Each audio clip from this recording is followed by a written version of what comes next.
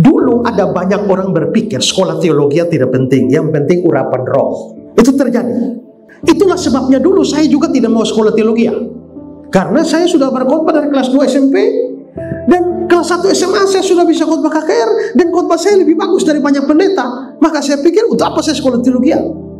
Hanya karena bapak saya paksa saya saja, terpaksa saya masuk sekolah teologi berkelahi dengan bapak saya. Karena saya masuk sekolah teologi hanya karena bapak bilang nanti orang bilang bapak tidak bisa kasih kuliah anak. Akhirnya saya mau masuk sekolah teologi supaya orang tidak anggap bapak tidak bisa kasih kuliah anak. Nanti setelah saya di sekolah teologi baru saya berdamai dengan bapak saya. Tapi setelah saya masuk sekolah teologi baru saya sadar betapa bodohnya saya. Dan saya kira saya sudah pintar, tapi ternyata begitu banyak hal yang saya tidak ketahui. Tapi memang tren pada waktu itu yang penting urapan, tidak perlu sekolah teologi. Tapi tiba-tiba tren itu berubah sehingga ada banyak orang yang sudah jadi pendeta tidak sekolah teologi. Akhirnya rame-rame berusaha mendapatkan gelar teologi. Sudah berusaha mendapat gelar teologi tapi tidak mau sekolah repot-repot.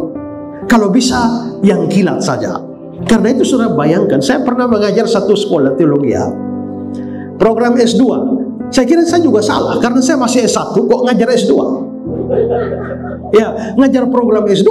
Tapi yang saya heran adalah satu mata kuliah saya mengajar hari Jumat dan hari Sabtu selesai. Dan tunggu kapan dia ujian. Tapi saya tidak pernah dipanggil untuk kasih ujian itu mahasiswa. Mereka sudah master semua.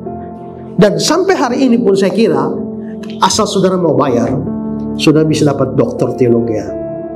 Waktu saya baca begitu, saya teringatlah akan kata-kata Dr. Chris Marantika, pemimpin pendiri STI. Dia bilang begini, Kristus adalah Allah yang maha besar. Karena itu dia layak mendapatkan yang terbaik dari kita. Semua jalan pintas menuju gelar teologi adalah penghinaan dan ketidakpenghargaan kepada Kristus yang terbesar. Saya ingatin, saya kaget. Kalau Kristus terbesar dan terbaik, dia berhak mendapatkan yang terbaik dari kita, termasuk perasaan otak kita untuk belajar. Sehingga waktu kita pegang gelar teologi, itu betul-betul sesuatu yang bertanggung jawab dan kita mengasihi Tuhan dengan itu.